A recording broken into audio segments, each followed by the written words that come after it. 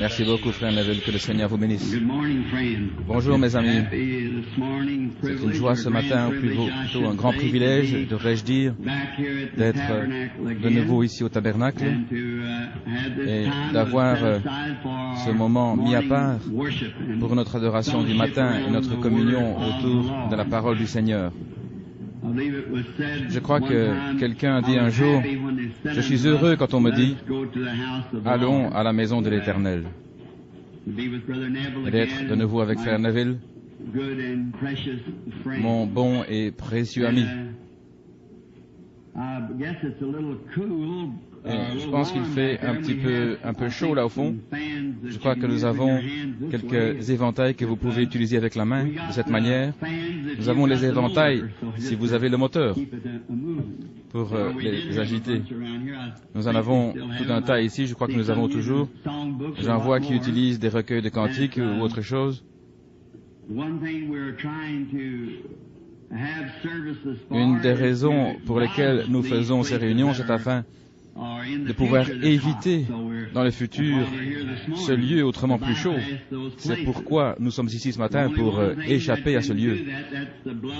Et la seule chose qui puisse faire cela, c'est le sang de notre Seigneur Jésus-Christ. Et j'étais très heureux d'entendre le compte-rendu de l'Église, comment elle progresse, comment elle va de l'avant avec le Seigneur, et comment Dieu s'occupe de vous avec les dons spirituels. Je suis certainement reconnaissant à Dieu pour vos cœurs sincères avec lesquels il peut traiter. Et je crois, j'ai confiance qu'il vous gardera toujours au milieu de ce chemin étroit afin que vous vous en écartiez ni à gauche ni à droite. Et je veux remercier frère Calvin et sa fille. Je crois que c'était eux qui sont montés il y a quelques instants pour chanter ce cantique. Il n'y a pas de larmes dans le ciel. C'était merveilleux. J'ai vraiment apprécié cela. Et ce que frère Neville disait de lui-même et moi il y a des années, je peux le dire de frère Calvin. Nous nous connaissons depuis des années. Chanter ces vieux chants de l'Évangile, ça me transporte de joie, et de le voir élever ses enfants dans la voie du Seigneur, cela me réjouit. De savoir que Dieu a toujours un peuple qu'il aime et qui s'occupe de lui. Et nous en sommes reconnaissants. Depuis mon retour, j'ai appris que beaucoup ont été baptisés dans la foi, et nous en sommes si heureux. Je vois mon cher ami, frère Elmer Gabehart là-bas. Je crois qu'il vient d'être baptisé dans la foi. Et j'en suis certainement reconnaissant. Nous tous de la vieille équipe de chasseurs du Kentucky, ça nous rend maintenant prêts à respecter les limites, n'est-ce pas? Je me rappelle, quand nous allions là-bas, je sais que Rodney m'écoute là dans la pièce du fond s'il est de retour, et Charlie est assis là devant moi. Tous aimaient y aller s'ils le pouvaient. Ils attrapaient un peu plus d'écureuils qu'ils auraient dû. Et je leur dis que ce n'était pas bien. Maintenant que pratiquement tout le groupe est converti, je pense que nous devrons aller chez ceux du comté voisin pour les remettre sur le droit chemin. Ce serait bien.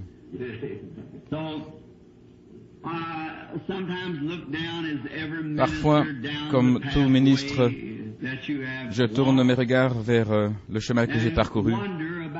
Et je me demande, on se demande si on a semé la bonne semence. Beaucoup connaissent bien Johnny Appleseed. En Suède, il y avait aussi un homme qui semait des fleurs. On dit que s'il y avait tant de jolies fleurs en Suède aujourd'hui, c'est parce qu'il en avait semé des graines partout où il pouvait trouver un morceau de terre et elles pousseraient. Il aimait tant les fleurs qu'il semait des graines partout. Lui, il est mort, mais ses fleurs continuent de vivre. En nous séparant, nous laissons derrière nous des empreintes sur les sables du temps.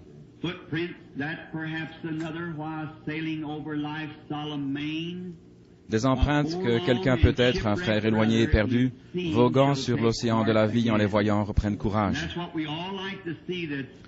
C'est ce que nous aimons tous voir, quelque chose que nous avons fait qui pourrait faire du bien aux autres. Il y a quelques jours, je parlais ici en ville en parlant à mon ami ici, un docteur en médecine, Sam Adair.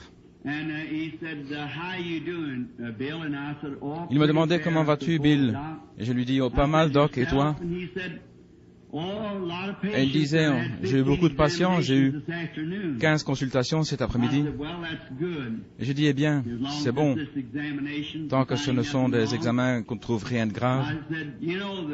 Nous nous sommes mis à parler du temps où nous étions jeunes. Et je lui dis,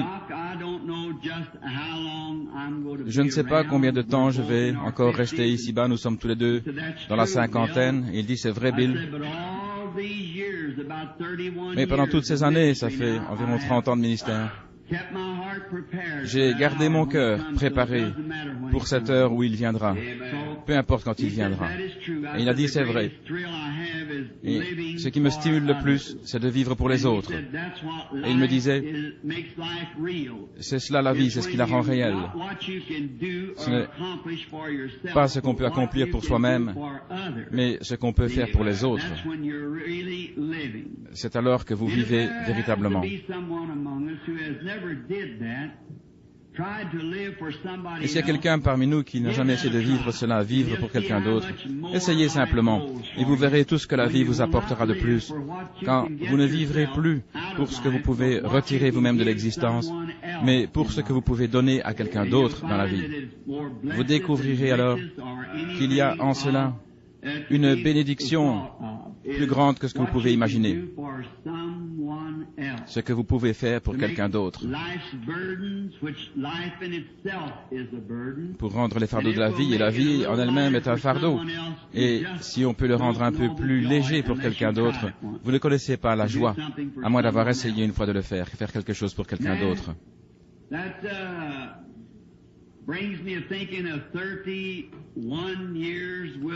Cela me fait penser à ces 31 ans, bientôt, dans le ministère pour le Seigneur. Je suppose que tout homme pense, au moment où il devra rendre son dernier service, et où il arrivera à sa dernière heure, il devra se retourner alors pour voir le chemin parcouru, pour voir ce qui a été accompli. Est-ce que vous avez fait quelque chose? Comme je viens de vous le dire, c'est ce que vous faites pour les autres qui compte. Je me demande souvent ce qui m'arrivera quand j'atteindrai au bout de ma route. Et personne d'entre nous ne sait quand ce sera. Ainsi, j'ai pensé en regardant en arrière pour voir le sentier que j'ai suivi dans ma vie, pour voir les collines, les amas de ronces, de rochers, de pierres, les endroits difficiles, les passages aisés, ce que j'ai fait en ces moments-là. Tout sera dévoilé un de ces jours, à l'heure de mon départ. Et ce sera pareil pour chacun de nous.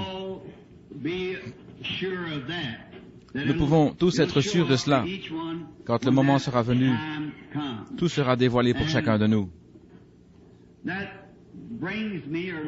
Cela me conduit à dire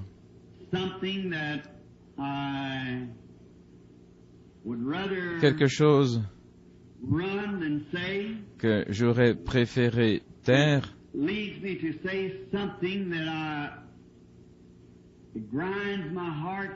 quelque chose qui déchire mon cœur profondément.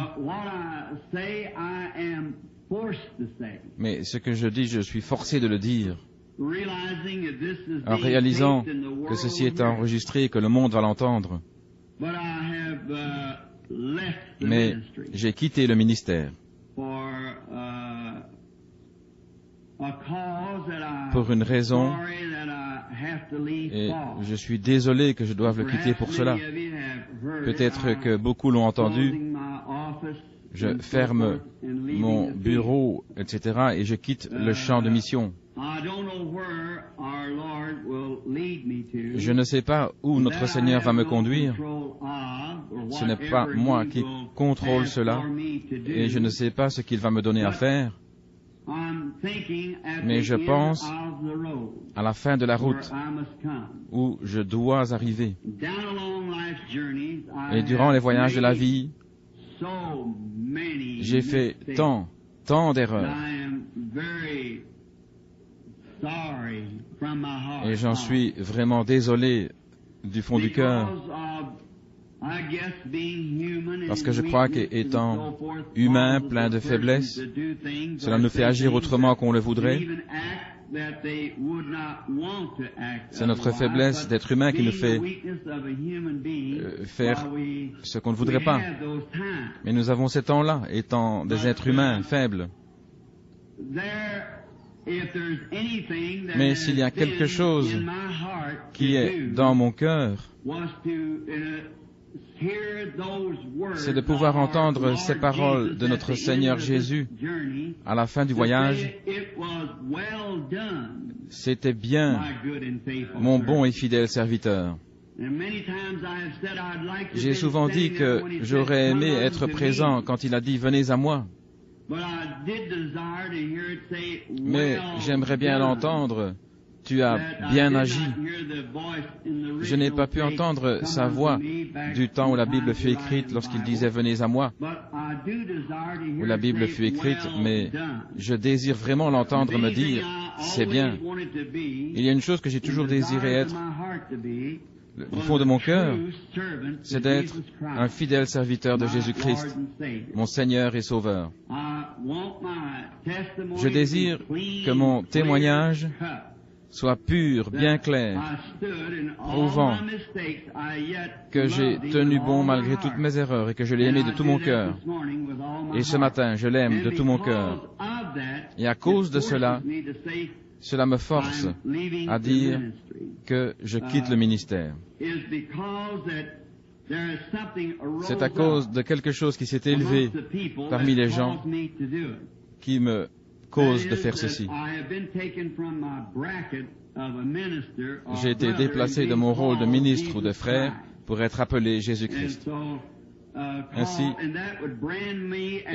et cela me marquerait comme un antichrist. Et je rencontrerai Dieu comme un lâche plutôt que de le rencontrer comme antichrist, d'être ôté de sa présence. J'en avais entendu parler il y a quelques années. Je pensais que c'était une plaisanterie. Et j'ai rencontré quelques frères, et je ne les vois pas ici ce matin, 2 ou 3, un jour lors d'une partie de pêche. Ils se sont approchés de moi avec ce sujet en disant « Frère Branham, n'êtes-vous pas le Messie oint, le Christ ?»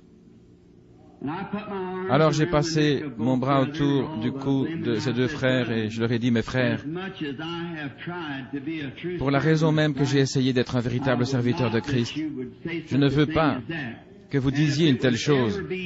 Si jamais l'on disait cela de moi, alors j'abandonnerai le champ de mission. La conscience pure, et vous qui faites cela, vous seriez responsable de chaque âme que j'aurais pu sauver pendant ce temps-là, parce que vous m'auriez fait sortir du champ missionnaire. J'avais pensé que cela réglerait la question. Je pensais que ça avait réglé le cas, mais c'était pas le cas.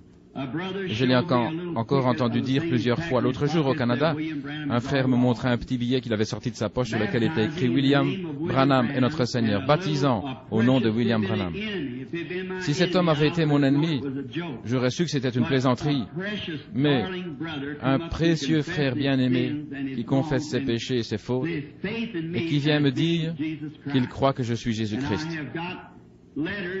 J'ai reçu des lettres et des coups de téléphone de Chicago et d'autres endroits me demandant si je croyais ce dogme. J'ai reçu toutes sortes de lettres qui sont arrivées dans ces derniers jours et des appels de différents endroits disant que j'étais Christ. Frère, c'est un horrible, disgracieux, impie mensonge du diable. Voyez, je suis votre frère. Cela ferait fuir n'importe qui des champs de mission. Cela ferait fuir n'importe qui aime Christ, fuir des champs de mission. Après avoir entendu cela pour la première fois, il n'y a pas longtemps, environ 1 an, je suis allé, j'ai cherché le Seigneur et il m'a conduit au verset des Écritures où Jean est sorti pour prêcher. Or, tant d'années s'étaient écoulées sans qu'il y ait eu de prophète sur la terre, qu'ils furent tous troublés dans leur cœur, pensant que peut-être Jean était le Messie. Mais Jean, quand on vint l'interroger, déclara qu'il ne l'était pas. On peut lire cela dans Luc, chapitre 3, au verset 15. Ça m'a un petit peu rassuré et je me suis plus occupé de cela. Mais au point où ça arrive à ceci, alors quelque chose doit être fait.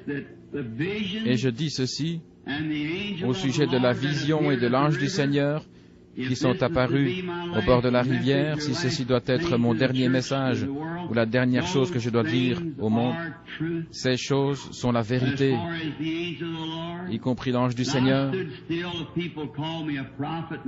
Les gens m'ont souvent appelé prophète, et je n'ai pas réagi parce qu'un prophète dans la version anglaise de la Bible, c'est un prédicateur, quelqu'un qui prophétise et annonce la parole. J'accepte cela parce que c'est facile à rectifier, mais quand on vient me traiter de Christ ou quelque chose, c'est trop pour moi. C'est plus que je ne puis supporter.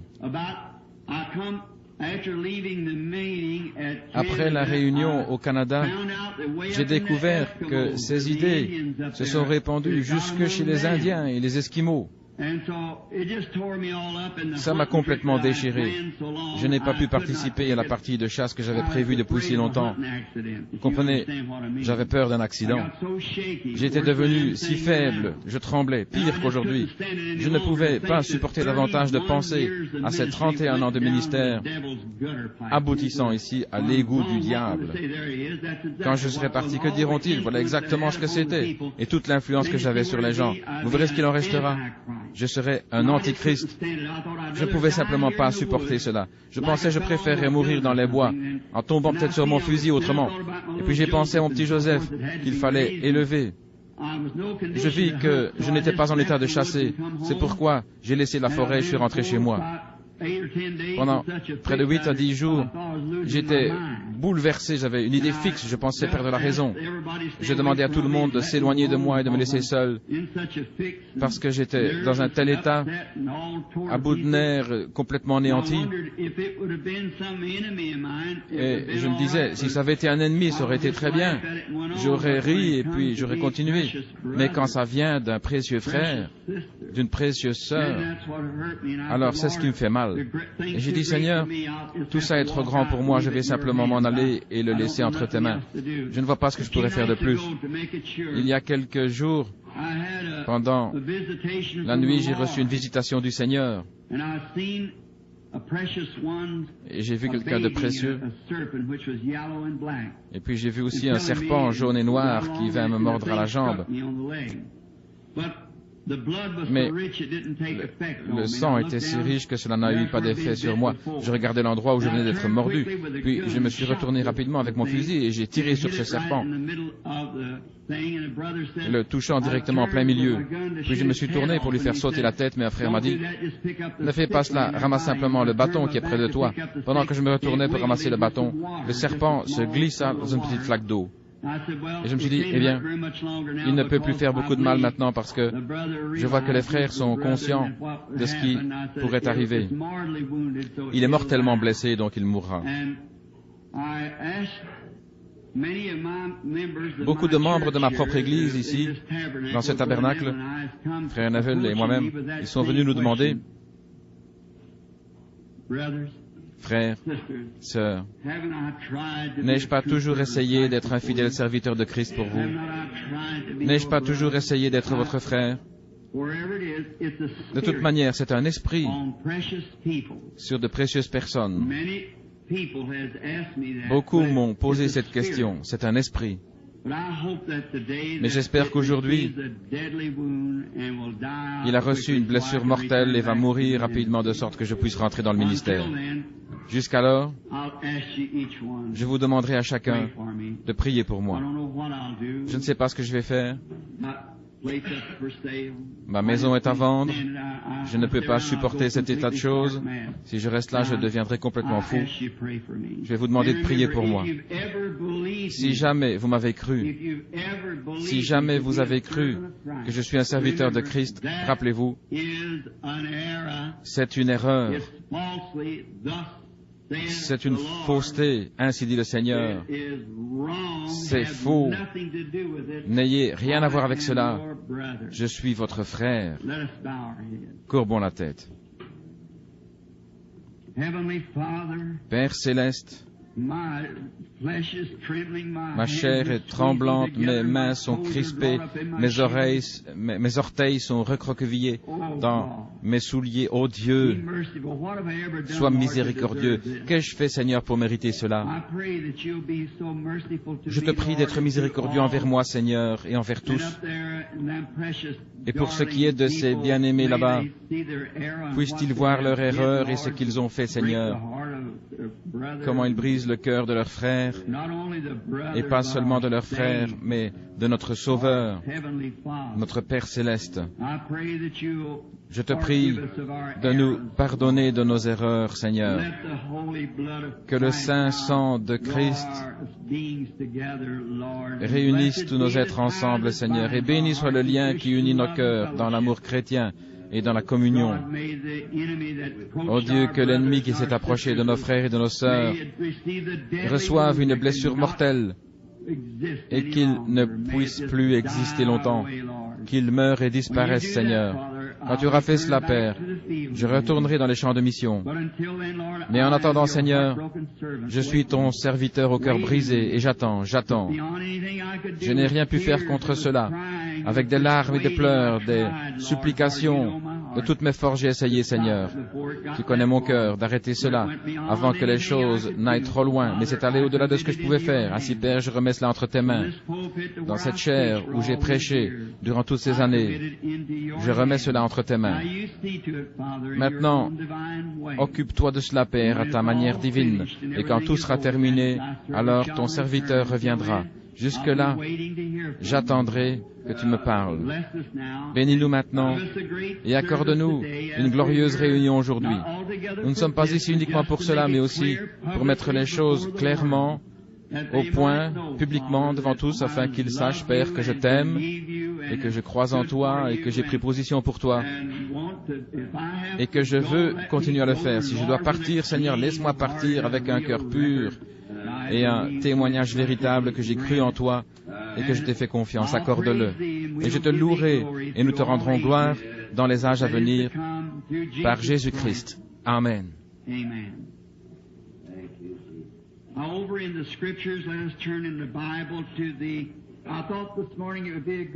Maintenant, si le frère Neville n'y voit pas d'objection, je pense que ce serait bien d'ouvrir nos Bibles et de continuer un moment l'étude dans laquelle nous sommes maintenant. Encore une fois, que je n'entende plus parler de ces choses parmi vous. Priez et laissez ça de côté, qu'on n'en parle plus. J'ai 52 ans et je pense que peut-être si Dieu m'épargne, il me reste encore un peu de temps à vivre et je voudrais consacrer chaque seconde de mon temps à Christ. Rappelez-vous que si je m'en vais, c'est parce que je suis conduit à le faire. Maintenant, dans le livre de l'Apocalypse, au chapitre 5, c'est là que nous sommes arrêtés l'autre fois. La Révélation au chapitre 4, la dernière partie du verset là du chapitre. Combien aime l'Apocalypse? Merveilleux. Nous nous sommes quittés au chapitre 4 avec les 4 êtres vivants. Approchons-nous de la parole maintenant, oubliant ces choses du passé. Oh Dieu notre Père, tu nous aides maintenant alors que nous sommes nerveux. Mais si nous nous approchons de la parole en oubliant ce qui est du passé, alors nous courons maintenant vers le but de la vocation céleste, l'appel élevé du ministère pour être un serviteur de Christ. Donne-nous la parole ce matin et nourris nos âmes affamées, car nous languissons, Seigneur, et nous attendons cette précieuse onction du Saint-Esprit. Viens au milieu de nous, Seigneur. Pardonne nos péchés et nos transgressions, et laisse-nous être tes serviteurs. Nous te le demandons au nom de Jésus. Amen. Nous avons étudié les 7 âges de l'Église. Je crois qu'il y en a maintenant qui vont mettre cela par écrit. Les âges de l'Église. Puis nous avons étudié le chapitre 4 du livre de l'Apocalypse. De quoi s'agit-il? De la révélation de Jésus-Christ, de la révélation qu'on appelle en grec apocalypse, ce qui veut dire être révélé, enlever le voile, montrer, exposer, dévoiler, faire sortir, ressortir. C'est la révélation de Jésus-Christ qui était, qui est, qui viendra, la racine et le rejeton de David. Nous avons vu au chapitre 4 que Jean avait été enlevé au ciel après avoir vu les âges de l'Église. Je vous dis cela simplement comme arrière-plan, mais lisons peut-être quelques versets du début du chapitre 5, puis nous reviendrons à notre toile de fond. Et je vis dans la droite de celui qui était assis sur le trône un livre écrit à l'intérieur et sur le dos scellé de 7 sceaux. Et je vis un ange puissant proclamant à haute voix, « Qui est digne d'ouvrir le livre et d'en rompre les sceaux ?» Et personne dans le ciel, ni sur la terre, ni en dessous de la terre, ne pouvait ouvrir le livre, ni le regarder. Et moi je pleurais fort, parce que personne n'était trouvé digne d'ouvrir le livre, de le lire, ni de le regarder. Et l'un des anciens me dit, « Ne pleure pas, voici le lion de la tribu de Juda, la racine de David, a prévalu pour ouvrir le livre et en rompre ses 7 sceaux. Et je vis au milieu du trône et des 4 animaux et au milieu des anciens un agneau qui se tenait là comme immolé, ayant 7 cornes et 7 yeux, qui sont les 7 esprits de Dieu envoyés sur toute la terre. Et il vint et prit le livre de la main droite de celui qui était assis sur le trône. Ce sont les 7 premiers versets.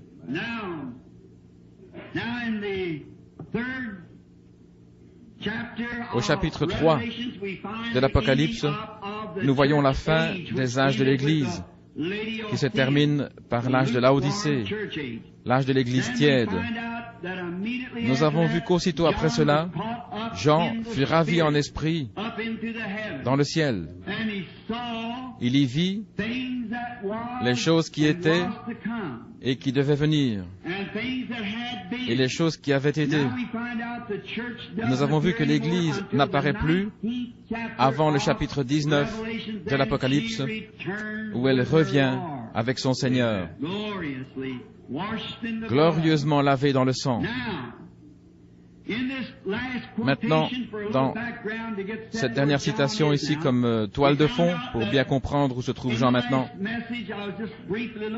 hier j'ai regardé rapidement sur le contexte dont j'avais parlé, et Jean fut transporté dans le ciel et il vit ces choses. Et j'avais noté là qu'il m'avait donné une révélation. Vous savez, après que Jésus fut ressuscité, beaucoup étaient avec lui, et quelqu'un demanda, qu'arrivera-t-il à Jean, cet homme qui était couché sur ta poitrine? Et Jésus se retourna en disant, s'il demeure jusqu'à ce que je vienne, que t'importe? Une doctrine est sortie de là. Vous voyez comment ça commence facilement. Une doctrine est sortie disant que Jean ne mourrait pas avant la venue de Jésus, la deuxième venue. La Bible dit qu'une doctrine est sortie de là. Et pourtant, Jésus ne l'avait jamais dit comme ça. Il avait dit, que t'importe s'il demeure jusqu'à ce que je vienne. Nous avons vu qu'il avait été élevé dans les cieux et avait vu depuis là jusqu'à la venue du Seigneur, comme s'il s'était trouvé là et les avait vus arriver. Jean lui-même vécut jusqu'à 90 et quelques années, et puis il mourut de mort naturelle. Ce fut le seul des apôtres, après son retour d'exil de l'île de Patmos. Il y a un point remarquable sur lequel j'aimerais insister avant de toucher cette chose vitale. J'aimerais mettre l'accent là-dessus. Oh, c'est glorieux. C'est un merveilleux, merveilleux chapitre. Et le chapitre suivant commence avec l'ouverture des sceaux. Oh là là, il nous faudra sauter d'un passage à l'autre de la Bible pour étudier ces sceaux lorsqu'ils seront ouverts afin de comprendre ce que sont ces mystères. Oh, ils sont glorieux et riches en vitamines spirituelles. Nous avons vu quelque chose d'étonnant sur quoi j'aimerais attirer votre attention. C'était les créatures vivantes de la dernière partie du 4e chapitre que Jean a vues veillant sur cette arche de l'Alliance. Vous rappelez-vous qu'elles étaient disposées exactement comme Israël dans sa marche. Ils avaient sur leurs emblèmes la figure de ces créatures vivantes. Nous avons vu que ces créatures n'étaient pas des anges, ni des hommes. C'étaient des chérubins. Nous les retrouvons dans l'Ancien Testament avec l'arche. Nous les trouvons aussi dans le Nouveau Testament. Ensuite, nous les trouvons lors de la venue du Seigneur à nouveau, des chérubins, gardant le trône de miséricorde. Le trône de miséricorde que personne ne pouvait approcher, à moins qu'il y ait là une expiation pour cette personne. De la seule manière, lorsque le trône était aspergé de sang, il devenait un trône de miséricorde. Mais quand le sang était ôté, il devenait un trône de jugement. Et oh là là, personne ne peut résister au jugement de Dieu. La seule chose que nous puissions rechercher, c'est la miséricorde. Pas le jugement, pas la justice. Nous ne pouvons approcher de sa justice parce que sa justice, il doit garder sa parole. Et garder sa parole, c'est le jour où tu en mangeras, ce jour-là tu mourras. Qui voudrait la justice? Je ne veux pas la justice. Je demande la miséricorde. Mon Dieu, la miséricorde de Dieu et le trône de miséricorde sous l'aspersion, mais il y eut un temps de purification du sanctuaire, mais tant que le sang n'était pas sur le trône, c'était un trône de jugement. Nous approchons de ce temps-là maintenant. Nous approchons maintenant dans cet âge de la purification du sanctuaire et les jugements qui viennent sur la terre. Tant que le sang est là, Dieu ne peut pas détruire la terre. Tant que le sang est là, personne n'est pécheur devant Dieu. Chacun est juste parce qu'il y a une expiation pour chacun. Mais si vous n'acceptez pas cette expiation et que vous allez en sa présence, alors vous êtes un pécheur. Vous êtes au-delà de la grâce. Vous vous êtes jugé vous-même. Mais tant qu'il y a la miséricorde, mais quand vient la purification du sanctuaire, le sang est ôté du trône de miséricorde. Et alors, la colère de Dieu tombe sur la terre. Oh là là! Que Dieu soit miséricordieux envers nous, que nous ne soyons pas trouvés en ce jour-là sans la grâce de Dieu. Nous voyons là, je vais essayer de vous montrer cela par une application spirituelle. Il y avait 4 côtés quand Israël campait. Il mettait l'arche au centre et sur chacun des 4 côtés du tabernacle, il y avait 3 tribus d'Israël, 4 fois 3, ça fait 12. Et à chaque 3, il y avait une tête et chaque tribu avait un chef. L'un était Ruben. Il campait toujours au sud. C'était la tête de l'homme. Ephraïm était à l'ouest avec 3 tribus. Il était le bœuf. Alors, à l'est, il y avait Juda, ce qui est le lion. Et au nord, Dan, ce qui était l'aigle. Maintenant, remarquez, vous vous souvenez de cela? Combien vous vous rappelez bien comment nous avions dessiné l'aigle et le bœuf, l'homme et le lion. Remarquez que Juda garde la porte orientale de l'Est. Et Christ est le lion de la tribu de Juda. Il descendra des cieux de l'Orient pour rentrer par cette porte.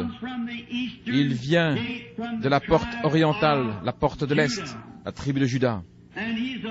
Et il est le lion de la tribu de Juda.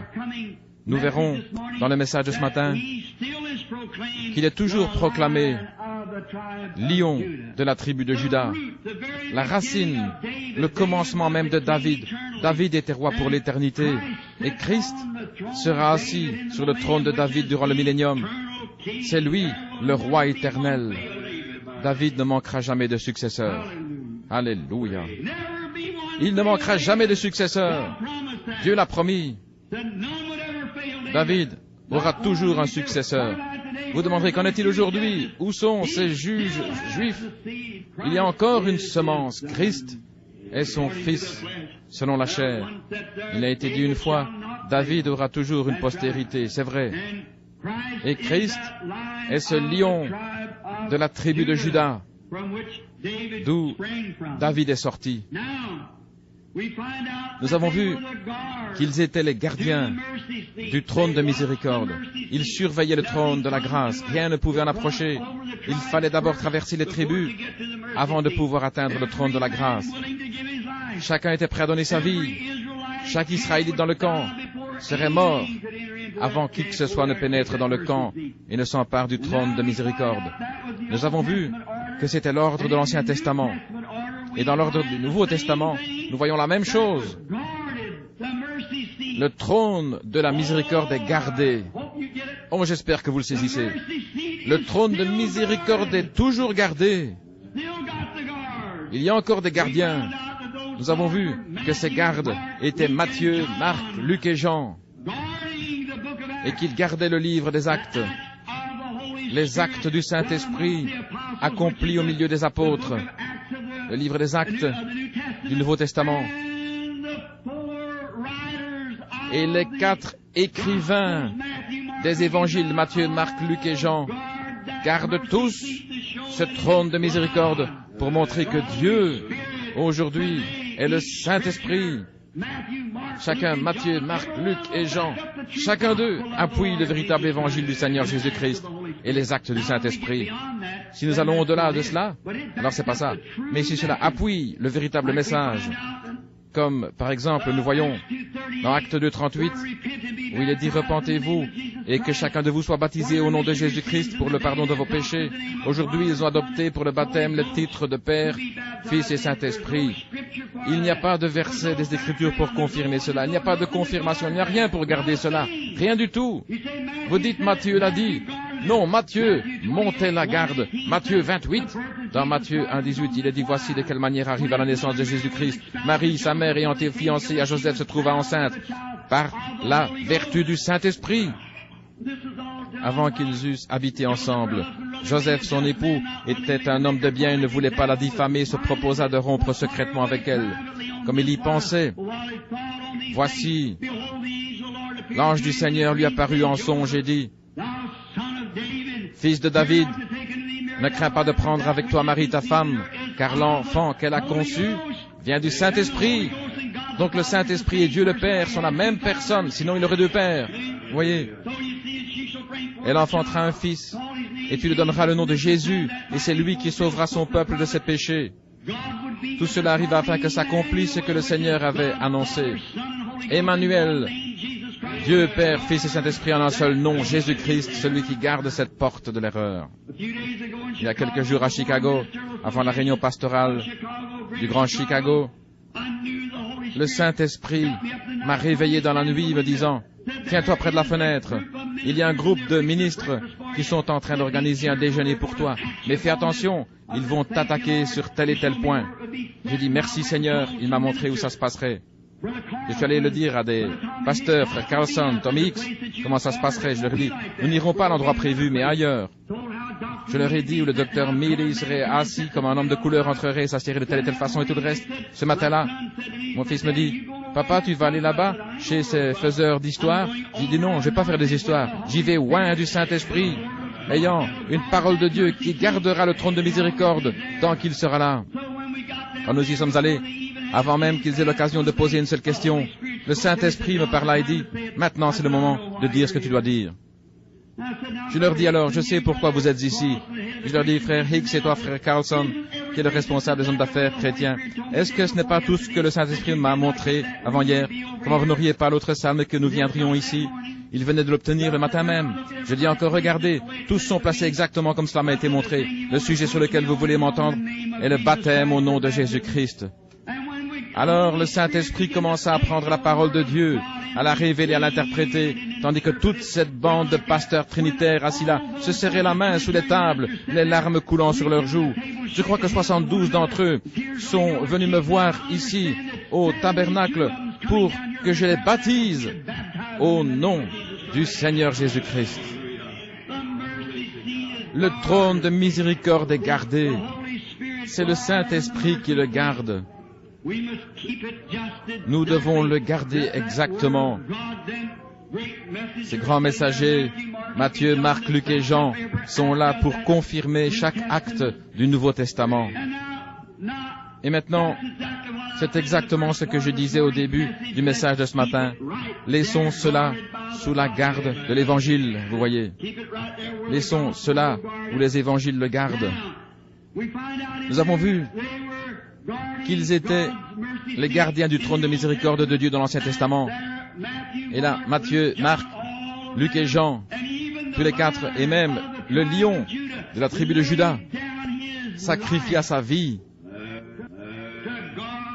pour garder ce trône de miséricorde. Il en fit l'aspersion de son propre sang, et il se tient là ce matin aujourd'hui, le grand conquérant qui descendra un jour de l'Orient, et nous le verrons. Maintenant, allons rapidement parce que je sais qu'il va y avoir un service de baptême. Qu'est-ce que ce livre scellé de 7 sceaux? Oh, comme c'est glorieux! Avez-vous remarqué ce qui est ici? Il y avait 7 sceaux au dos du livre. Oh, que Dieu nous aide maintenant. Il nous donne du courage. Et peut-être qu'une fois ou l'autre, je pourrai vous l'expliquer. Regardez, ce n'est pas écrit dans la parole. C'est scellé sur le dos de la parole. Le livre était scellé de ces 7 sceaux. Le mystère entier du livre est scellé par ces 7 sceaux. C'est l'un des plus glorieux chapitres de tout le livre de la Révélation. Et je vis dans la main de celui qui était assis sur le trône un livre écrit à l'intérieur, dedans, c'est ce que nous avons vu ce matin, et sur le dos, scellé de 7 sceaux. À l'extérieur de la Bible, ce que la Bible ne dit même pas, c'est scellé ici par 7 sceaux. Les mystères de Dieu. Qu'est-ce que c'est? Remarquez, un sceau représente un produit achevé, terminé, quelque chose qui a déjà été testé, éprouvé. Ensuite, c'est scellé. Nous avons maintenant les arts de notre salut en étant scellés par le Saint-Esprit. Ce sont les arts de notre salut. Revenons une minute en arrière. J'ai noté plusieurs versets, mais nous n'aurons pas le temps de les étudier tous. Revenons un moment aux Éphésiens et lisons dans le premier chapitre des Éphésiens, afin que vous en saisissiez le véritable sens. Paul, apôtre de Jésus-Christ par la volonté de Dieu, aux saints qui sont à Éphèse. Rappelez-vous que Jean avait adressé cette lettre aux Éphésiens, à Éphèse, et aux fidèles en Christ, ceux à qui Paul avait prêché, qu'il avait élevés et nourris de l'Évangile.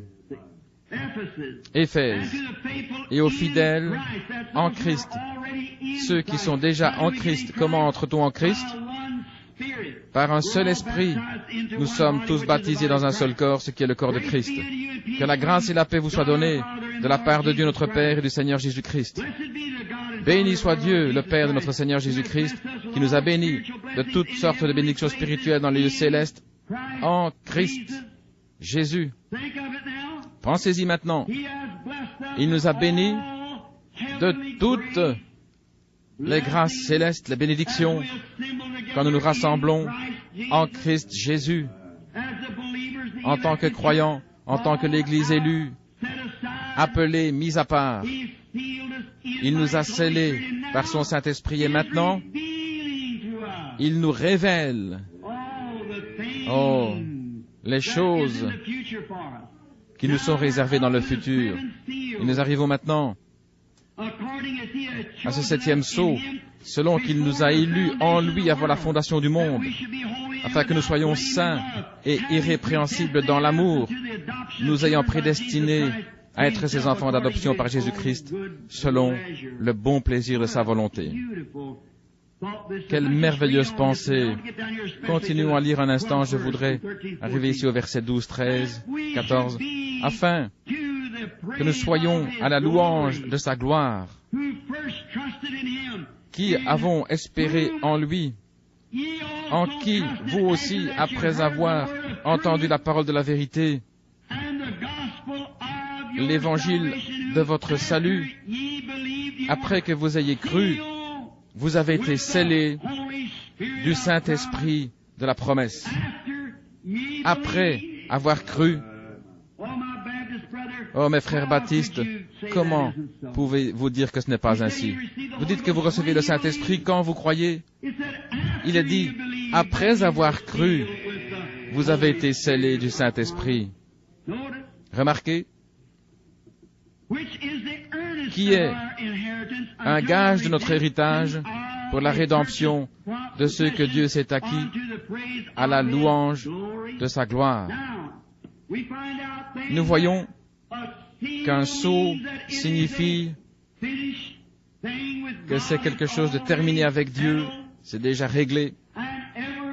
Et chaque croyant fut scellé avec cette promesse depuis le commencement même, avant la fondation du monde. Nous étions prédestinés à l'adoption de fils, avant même que le monde commence. Oh, quelle espérance! Elle nous fait reposer avec assurance et certitude. C'est une ancre pour notre âme qui n'est plus ballottée ici et là, mais ancrée en Christ. Une espérance qui est sûre, prédestinée avant la fondation du monde à l'adoption de fils par Jésus-Christ. Comme c'est merveilleux. J'aime cela. Une œuvre achevée avec Dieu. Je viens juste vous citer un autre verset. Et tous ceux qu'il a connus d'avance, il les a appelés. Tous ceux qu'il a appelés, il les a justifiés. Tous ceux qu'il a justifiés, il les a déjà glorifiés. Depuis le commencement, Dieu, dans sa grande pensée infinie, a connu d'avance son Église et l'a prédestinée à l'adoption d'enfants par Jésus-Christ, afin de leur donner la vie éternelle à la fin de l'âge. Frère Neville, quelque chose de merveilleux. Je me sens beaucoup mieux. Nous avons l'adoption par le sang de Jésus-Christ. Remarquez bien alors que nous continuons. Une œuvre terminée. Nous sommes prédestinés avec l'agneau. Le Saint-Esprit est notre sceau. Les arts signifient qu'il doit en venir davantage. Nous avons simplement les arts, l'acompte. Les arts ne sont qu'un acompte versé. Comme c'est merveilleux. Simplement un acompte qui ancre notre possession de telle sorte que personne ne puisse y toucher. Ce sont les arts de notre adoption. Amen. Le Saint-Esprit est maintenant les arts de Dieu dans notre cœur, qui est ainsi scellé. C'est l'adoption en tant que fils qui nous attend à la fin de la route, des fils et des filles de Dieu. Prenons encore rapidement un autre verset que j'ai noté sur cette page, Romains 8, 22. Je pense que c'est beau. En étudiant hier, j'ai noté quelques versets des Écritures ici auxquels j'aimerais me référer. Nous savons que toute la création soupire et est en travail dans les douleurs jusqu'à maintenant. Et pas eux seulement, mais nous-mêmes aussi, qui avons les premiers fruits de l'Esprit, nous-mêmes, nous soupirons en nous-mêmes, attendant l'adoption pour être témoins de la rédemption de notre corps. Oh, le voyez-vous? Toute la création soupire, dit Paul. Tout est en train de gémir. Voyez comment les arbres luttent. Voyez comment les fleurs luttent pour la vie. Finalement, le gel les fait tomber.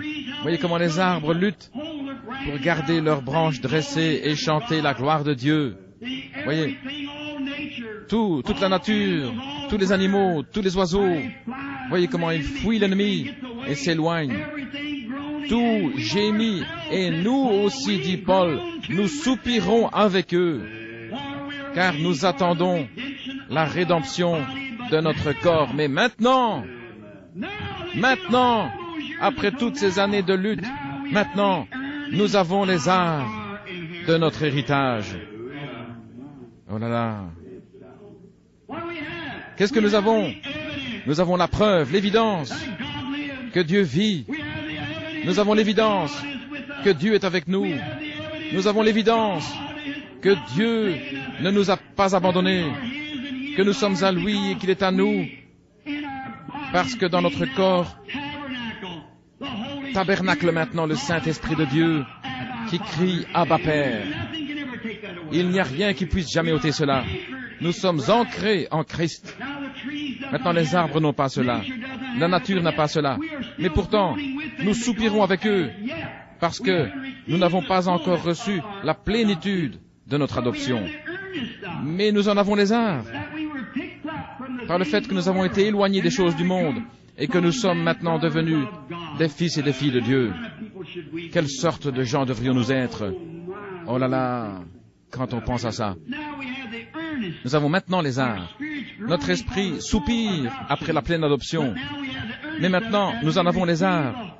Quand nous recevons le Saint-Esprit, ce sont les arts de notre adoption complète, de notre salut complet. Comme c'est beau.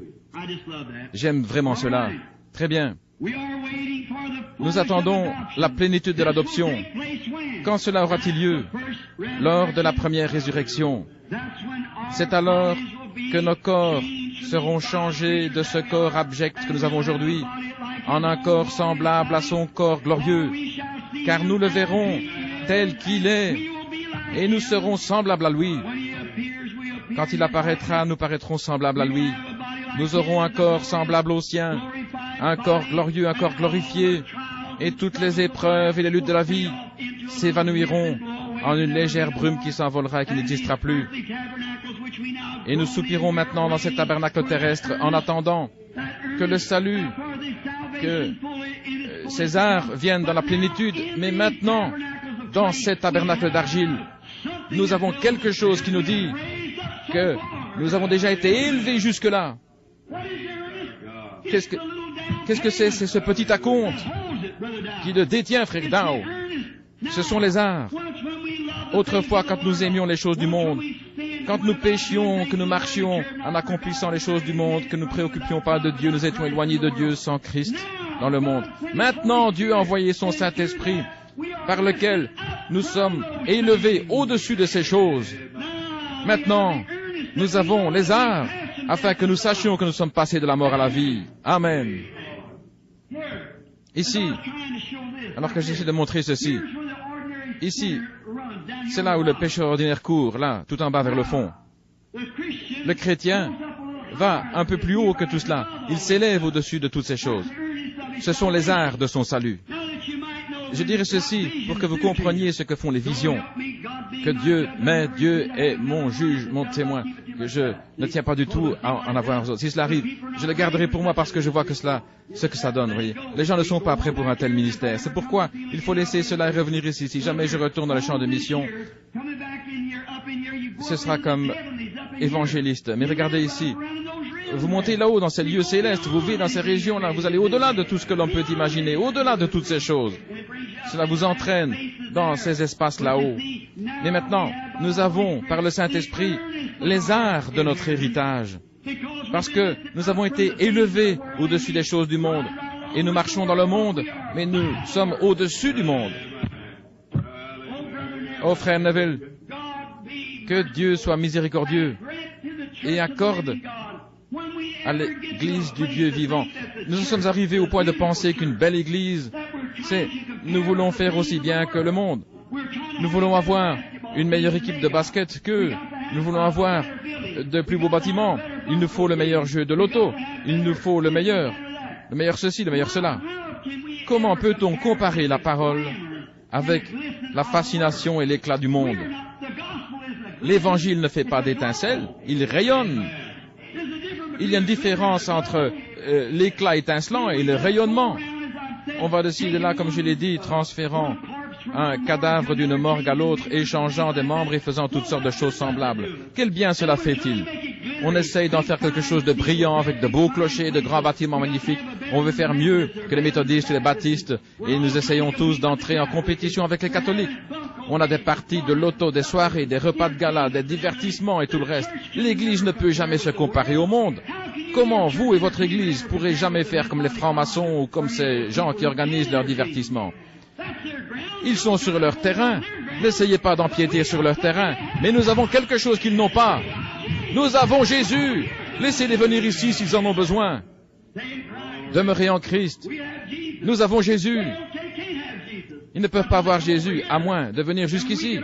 Et quand nous allons là-bas, nous sortons. Nous sommes sur son terrain. N'essayez pas d'avoir de l'éclat. Rayonnez. Vous ne pouvez pas rayonner par vous-même. Voyez.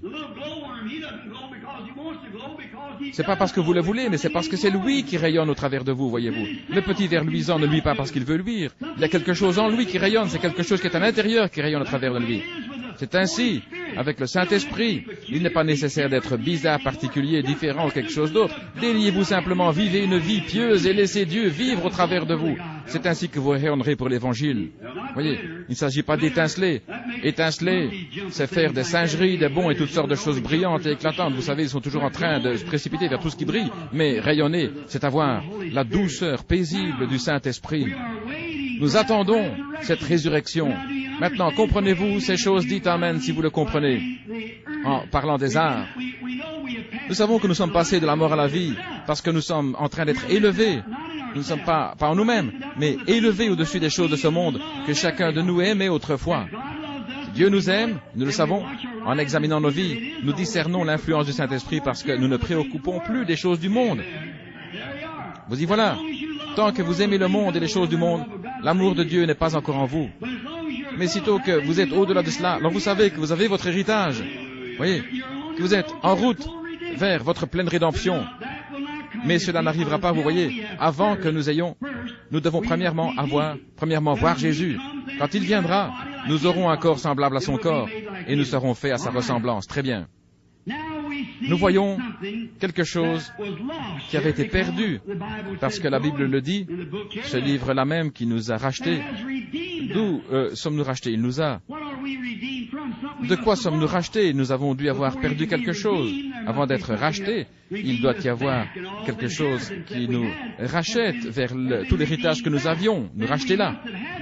Nous avons dû avoir quelque chose que nous n'avons plus maintenant. Mais cet agneau est venu le racheter.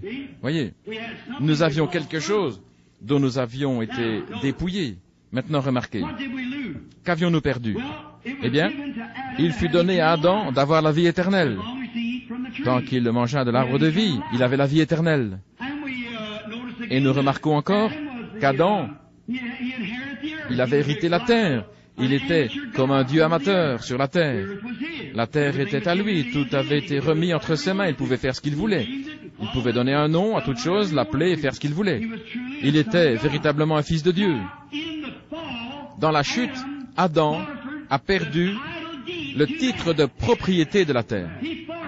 Il le perdit au profit de Satan.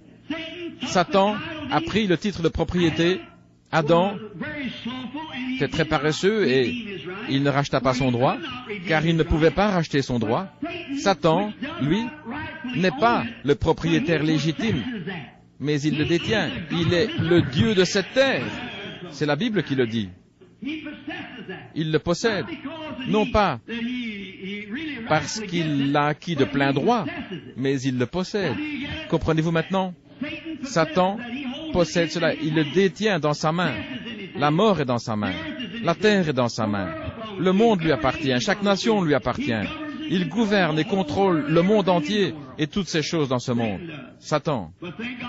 Mais grâce à Dieu, nous ne sommes pas du monde. Vous y voilà. Comprenez bien, je ne parlais pas de l'Église, il ne contrôle pas l'Église. Il ne contrôle que le monde. Il a dit qu'ils étaient à lui, et il est le Dieu de ce monde. Jésus a dit qu'il était, et il l'est. Il est le Dieu de cette terre qui a aveuglé les yeux des gens. Il est le Dieu de cette terre. Mais Jésus est le Dieu du ciel. Satan ne possède pas son bien légitimement. Mais Adam a perdu le titre de propriété de tout ce qui nous appartient, la vie éternelle et l'héritage de la terre. Jésus dit dans Matthieu 5, « Heureux les débonnaires, car ils hériteront la terre. » Voyez? Nous ne l'avons pas maintenant.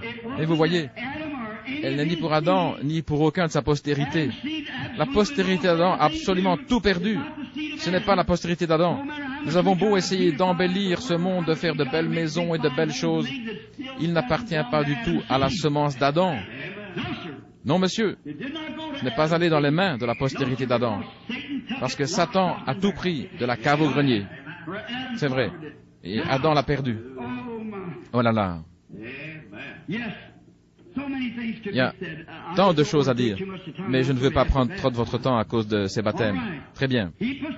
Satan le possède, mais sans aucun droit légal. Lorsque le propriétaire légitime l'a perdu, il n'y a qu'une possibilité de le racheter. C'est par un parent rédempteur. C'est le seul qui puisse légitimement, légalement le racheter. Bien sûr, c'est ce que nous avons eu par la naissance virginale de Jésus-Christ. Je voudrais encore dire quelque chose. La première chose où nous voulons revenir, c'est dans l'Ancien Testament. Il y a un passage que j'ai écrit quelque part, Lévitique 25, versets 23 et 24. Ceux qui prennent des notes pourront trouver là les lois de la rédemption. Quand Dieu fit partager le pays par Josué, il fut donné à chaque tribu, à chaque homme, une terre où chaque enfant hériterait de sa possession. Mais si cet homme devenait pauvre et perdait tout en faveur d'un autre homme, la seule façon de pouvoir racheter son bien était de passer par un proche parent. Et de toute façon, à la fin, il devait rentrer dans son bien. L'autre ne le détenait que pour un certain temps. Cela devait revenir au propriétaire original, c'est vrai. Ça devait revenir au propriétaire original. S'il avait quitté le territoire de Juda et que sa terre lui revenait par l'héritage de son père, alors lui ou son proche parent pouvait la reprendre. Maintenant, personne d'autre ne pouvait en détenir le droit légal. On pouvait en détenir le titre jusqu'à ce que la dette soit payée. Mais lorsque le propriétaire, la personne correcte, disons par exemple si je possédais une terre et je l'ai perdue en la vendant à Frère Neville, qui lui appartient à une autre tribu de celle de Juda, où je l'ai vendue à un étranger. Il la détient légalement, il la détient, il peut y entrer, la cultiver, retirer les fruits, etc. Mais en réalité, il ne fait que de détenir le titre, il ne peut pas la posséder. C'est une loi en Israël. Vous pouvez le lire dans Lévitique 25. Vous verrez qu'il ne pouvait pas la posséder légalement, il la détenait simplement. Par exemple, si Billy voulait racheter cette terre, alors qu'un étranger, que frère Neville ou quelqu'un d'autre en détienne le titre. Si Billy était mon plus proche parent, s'il était du même sang, l'autre ne pourrait la garder plus longtemps. Non, monsieur, il devrait la rendre lorsque le prix lui aurait été payé, qu'il aurait été versé, disons par exemple 25 000 $. Supposons que frère Tony soit alors venu dire, frère Neville, je voudrais acheter la propriété de frère Branham. Il ne pourrait le faire. Frère Neville dirait, non, je ne veux pas la vendre. Combien en demandez-vous? 25 000 $. Eh bien, moi, je vous en donne 35 000. Je vous en donne tant et tant. Peu importe ce que vous voulez, je ne veux pas la vendre, je veux la garder. Mais si Billy Paul était venu dire, je veux reprendre la propriété de papa, voici vos 25 000 $, frère Neville serait obligé de la lui laisser parce que c'est la loi. Oh, alléluia! Gloire à Dieu. J'espère que vous, les chrétiens, vous comprenez cela. Nous sommes le sel de la terre. Dieu a donné cela à ses fils. Il nous a donné la juridiction sur toute la nature, sur tous les animaux, sur toute vie, partout. Mais Adam, notre père, l'a abandonné à Satan. Mais entre quelles mains est-elle retombée? Entre celles du propriétaire légitime, Dieu, qui est celui qui l'a créé. Il n'est pas étonnant que Jean pleurait amèrement, puisqu'il ne trouvait aucun homme qui fût digne de le racheter. L'homme devait être digne. Jean dit, et moi je pleurais fort, parce que nul n'était digne d'ouvrir le livre, ni de le regarder, d'en briser les sceaux. Il avait dit, aucun homme dans le ciel, aucun homme sur la terre, aucun homme sous la terre, personne, nulle part, aucun homme. Jean n'a pas omis les anges. Rappelez-vous bien que cette terre n'a pas été donnée aux anges. Elle est l'héritage de l'homme. Gabriel était digne, c'est sûr. Un autre aurait pu être digne. Michael, par exemple. Il aurait pu être digne, mais aucun homme n'était digne. Voyez-vous, c'est pourquoi Jean pleurait abondamment. Quelqu'un a dit, c'est parce qu'il a vu que lui-même n'était pas digne. Ce n'est pas cela. Jean était sous l'influence du Saint-Esprit, n'aurait pas pu faire une telle erreur. D'ailleurs, ce n'était pas seulement lui qui n'était pas digne, mais il ne trouva personne qui fût digne. Aussitôt après, il a dit, et l'un des anciens me dit, ne pleure point. Voici le lion de la tribu de Juda, le rejeton de David a prévalu, il a vaincu pour ouvrir le livre de 7 sceaux. Il est digne de prendre le livre. Souvenez-vous que jusque-là, Jean n'avait pas encore vu Jésus. Pourquoi? Parce que Jésus était assis là-haut sur le trône de Dieu. Il était à l'intérieur du sanctuaire. Ne l'ayant pas vu jusqu'alors, Jean s'attendait à voir un lion, mais il vit un agneau. Vous y voilà. Nous sommes vainqueurs en étant des bonheurs, en étant doux, en étant remplis du Saint-Esprit, non pas en étant des géants d'intelligence, mais c'est celui qui peut s'humilier, c'est celui-là qui est vainqueur. L'homme qui, battu et maltraité, reste un serviteur de Christ. C'est celui-là le vainqueur. Maintenant, il a dit, il a vaincu. Il est digne de prendre le livre et d'en briser les sceaux et de l'ouvrir. Nous allons bientôt découvrir, peut-être pas aujourd'hui, ce que contiennent ces 7 sceaux, ce qu'ils ont fait. Maintenant, étudions un petit peu la rédemption. Avant de pouvoir racheter, il fallait qu'il soit digne, qu'il soit celui qui convenait. Cela fut accompli lors de la naissance virginale de Jésus-Christ, car il était Dieu. C'était Dieu lui-même, fait homme. Dieu dans une chair humaine. Il devait être digne. Le sang virginal de Jésus-Christ l'a rendu digne. Si vous voulez le noter, cela se trouve dans 1 Pierre 1, de 18 à 20. Regardez les Écritures. Il devait être digne et il l'était, parce qu'il prit la forme d'un homme. Il devint homme. Dieu devint notre parent. Et nous découvrons là le rôle glorieux de Dieu, Jéhovah, qui fut fait chair et habita parmi nous, comme étant celui qui est digne. Il a vaincu. Dieu revêtit la forme d'une chair humaine. Il est venu sur la terre, né comme un petit enfant, et a marché parmi nous. Et par son saint sang, il a vaincu. Dans l'Ancien Testament, que faisait celui qui voulait réclamer son bien? Il prenait 1 ou 10 anciens et allait à la porte, exposer ce qu'il voulait faire pour racheter ce qu'il avait perdu et montrer qui il était. On lui donnait un témoin. Il y a une belle histoire de cela. Je l'ai noté ici, afin de ne pas l'oublier, car j'étais un petit peu nerveux ce matin. C'est l'histoire de Ruth, du parent rédempteur et de Boaz. Nous l'avons étudié il n'y a pas longtemps. Je voudrais que vous remarquiez les 3 étapes qui mènent à ce repos. Je voudrais vous remarquer ce repos de l'Église. C'est exactement pareil. Maintenant, tout d'abord, nous voyons, comme nous l'avons étudié, le parent rédempteur. Nous voyons que Dieu a été fait chair de manière à devenir le Rédempteur. C'est de lui qu'il s'agit dans le chapitre 5. Et personne, ni dans le ciel, ni sur la terre, ni sous la terre, ne pouvait ouvrir le livre, ni le regarder. Et moi je pleurais fort, parce que nul n'était trouvé digne d'ouvrir le livre, ni de le regarder. Et l'un des anciens me dit, ne pleure pas, voici le lion de la tribu de Juda, la racine de David, a vaincu pour ouvrir le livre des 7 sceaux. C'est lui que nous considérons. C'est celui-là. Il est celui que nous regardons. Remarquez comment Ruth, Naomi et Boaz font une image parfaite. Comment Naomi, dans un temps de famine, abandonna l'Église, abandonna le pays et se rendit dans le pays de Moab pour y demeurer. Elle avait tout perdu.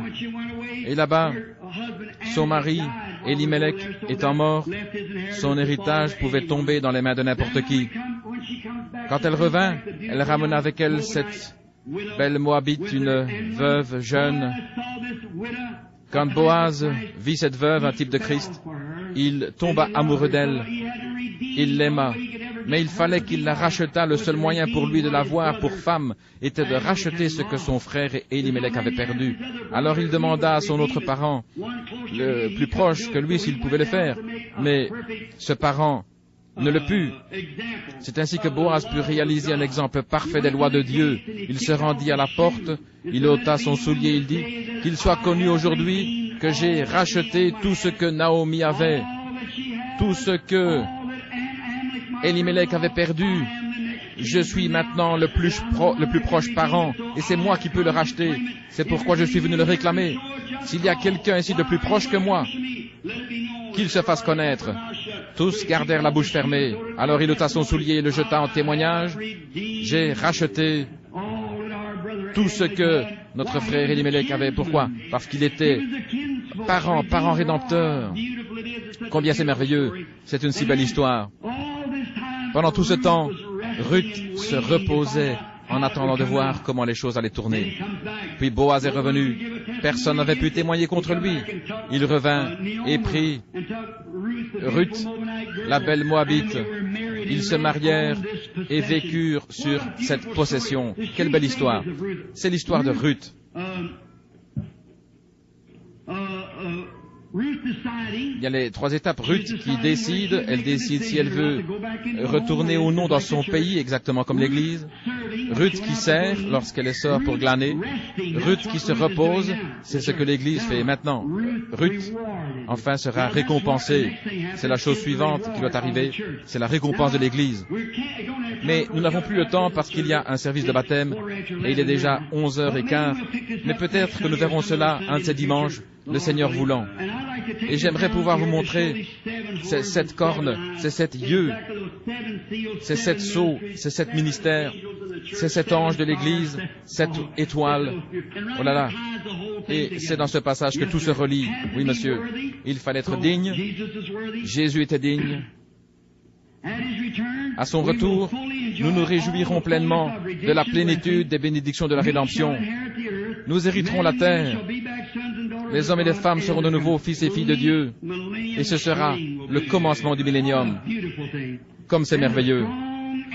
Et l'ange puissant s'est écrié d'une voix forte, qui est digne? Qui peut accomplir ceci? Alors l'ancien dit, ne pleure pas car le lion de la tribu de Juda, il est digne. Et il a vaincu. Et il prit le livre. Et il ouvrit le livre, il brisa les sceaux. Il ne dit pas ce que deviennent ces sceaux ouverts par la Bible elle-même. Nous verrons ces 7 sceaux ouverts tout au long de la Bible. Vous pourrez voir ce qui s'est passé. Au-dedans même de ce livre scellé de 7 sceaux que nous étudions maintenant, se trouve tout entier le mystère de toutes les bénédictions de la rédemption de Dieu. Rappelez-vous qu'il est l'agneau, il est le seul qui est racheté. Rappelez-vous que c'est scellé sur le dos du livre, ce n'est pas écrit. Scellé sur le dos. Et ce n'est pas écrit à l'intérieur. Il était le seul qui puisse ouvrir le livre, ou de révéler le livre, ou de révéler les sceaux. Il était le seul qui pouvait le faire. Voici une chose, on peut discuter, se disputer au sujet de ces sceaux, mais c'est lui qui les interprète divinement. Mais là, sur le dos, personne ne peut le faire. Ça lui appartient à lui et lui seul.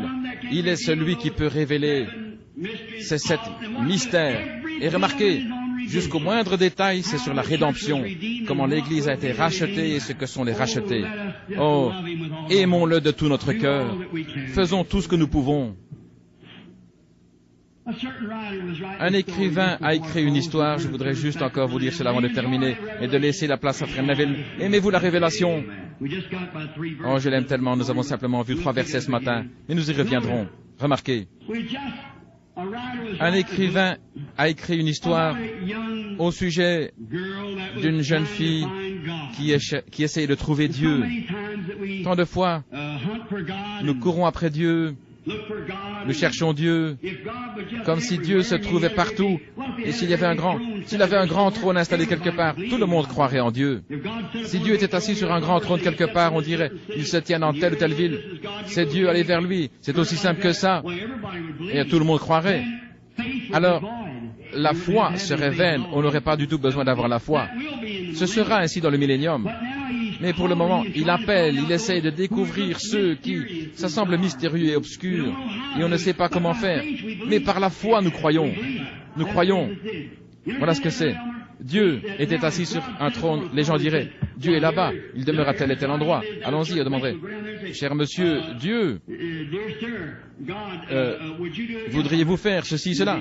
Oui, je vais le faire, voyez, ce serait fait. C'est certain, parce que c'est Dieu, voyez. Nous ne pouvons bien comprendre cela, il n'y aurait pas besoin de foi, la foi serait vaine, la foi est inutile quand vous voyez les choses. Qu'arriverait-il si tous les gens de ce monde étaient chrétiens? Et si tous étaient chrétiens, remplis de l'Esprit, nous n'aurions plus besoin de foi. Pas du tout. Et la foi est la chose même par le moyen de laquelle nous sommes sauvés. Il faut qu'il y ait quelqu'un qui soit en désaccord afin que nous puissions exercer la foi. Vous comprenez maintenant? Il faut qu'il y ait l'autre point de vue. C'est en voyant une mauvaise femme que l'on comprend mieux ce qu'est une femme de bien, voyez. Il faut qu'il y ait un mensonge pour que la vérité soit mise en évidence et brille de tout son éclat. Si tout n'était que vérité, cela deviendrait une chose tout à fait commune. Voyez, mais s'il y a quelque chose de faux, lorsque la vérité est la foi, c'est quelque chose de royal, alors c'est réel. Je dis voilà. Nous devons avoir le pour et le contre, c'est ainsi que sont les choses. Vous devez avoir de mauvais jours pour apprécier les bons jours. Vous avez besoin d'un peu de maladie pour apprécier la santé. Vous comprenez? Il faut des vallées pour apprécier le sommet de la montagne. Un de ces jours, il n'y aura plus que le sommet de la montagne, plus que la santé, plus que la joie. Ce seront des joies sans fin. Mais jusqu'alors, nous devons avoir le pour et le contre. Maintenant que tous ceux qui comprennent disent Amen. Cette jeune fille racontait qu'elle essayait de trouver Dieu. Partout où elle allait à cette église-ci, celle-là, elle n'arrivait pas à le trouver. Un jour, elle vit sur la route un petit vieillard qui marchait, portant une grande cathédrale sur le dos. Il marchait le long de la route et la jeune fille lui demanda, « Brave homme, c'est très bien ce que vous faites, mais portez tout ça sur votre dos, ça va vous écraser. » Il répondit, « Non, ça ne va pas m'écraser, car je suis le roc sur lequel cet édifice est construit. » C'est lui. Prions. Ô rocher des âges, je suis tellement heureux de me déplacer dans une cathédrale sachant que nous nous reposons sur le roc. Il a dit, lui, le roc, ce n'est pas plus lourd que du papier. Et quand le roc se mit à avancer rapidement, de beaux carillons commencèrent à sonner à l'intérieur. Ô rocher des âges, cache-nous dans ta grâce. Porte-nous sur les routes et les courants de la vie, en sorte que nos cœurs soient remplis de joie et carillonnent tes louanges tout au long de la route. Nous te remercions pour cette visitation du Saint-Esprit ce matin dans la parole, lorsqu'il vient et nous rend la parole si réelle. Pardonne-nous nos manquements et tout ce que nous avons fait ou dit de mal. Pardonne-le-nous. Aide-nous à être de meilleurs chrétiens, ô Père notre Dieu. Nous te prions de faire reposer sur nous ta miséricorde. Je te demande, Seigneur, si c'est ta volonté, que nous puissions bientôt revenir pour terminer ce chapitre et aborder ces 7 sceaux. Nous réjouissons d'y arriver, Seigneur, ainsi que de ce que tu nous laisses accomplir cela, Père, ici même, dans cette petite église, nous te prions de nous l'accorder, afin que nous puissions comprendre ces choses glorieuses de Dieu. Non pas que nous le méritions, Seigneur, mais nos cœurs affamés y croient. Nous te prions de l'accorder.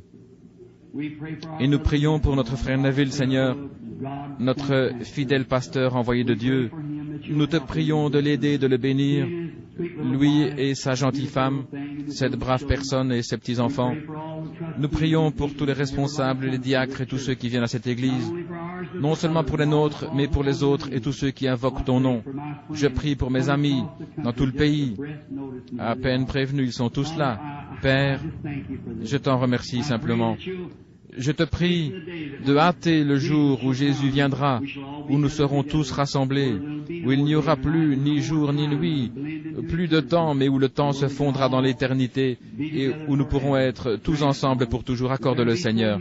S'il y en a ici ce matin qui ne te connaissent pas encore comme leur sauveur, qu'ils puissent vouloir connaître cet agneau qui tient dans sa main le livre du mystère scellé de 7 sceaux.